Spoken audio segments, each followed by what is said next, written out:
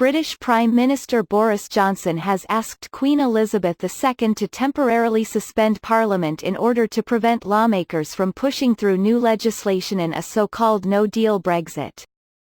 In a letter to lawmakers released Wednesday, Johnson said he spoke to Her Majesty the Queen to request an end to the current parliamentary session.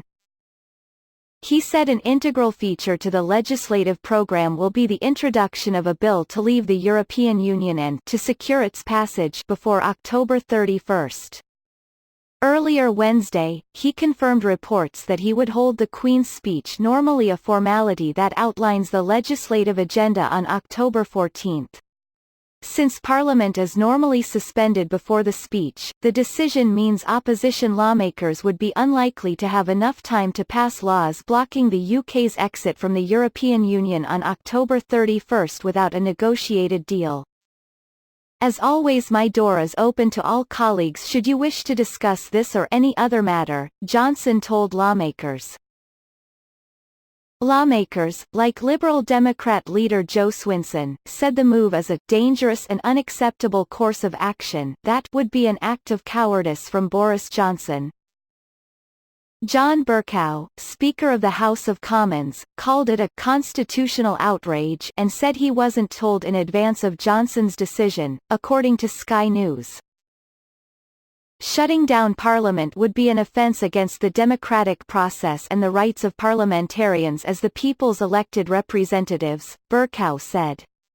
Surely at this early stage in his premiership, the Prime Minister should be seeking to establish rather than undermine his democratic credentials and indeed his commitment to parliamentary democracy. Nigel Farage, leader of the Brexit Party, said the move would make a no-confidence motion in Johnson certain, adding that a general election is more likely and is seen as a positive move by Brexiteers. The pound fell to $1.2187 on Wednesday from about $1.2300 the day before, a sign that investors are alarmed by the prospect of Britain falling out of the European Union on October 31 without a divorce deal. A no-deal Brexit would see the return of border checks and tariffs on trade between Britain and the rest of the EU, its largest trading partner. Johnson officially became Prime Minister late last month following the resignation of Theresa May, and has set his primary task as delivering Brexit. In his first speech, he said, "The British people have had enough of waiting and the time has come to act, to give strong leadership. My job is to serve you, the people."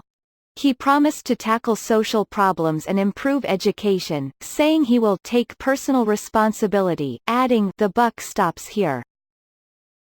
Johnson said that although he wanted to have a deal, he would prepare for a potential no-deal fallout, not because we want that outcome, but because it is only common sense to prepare.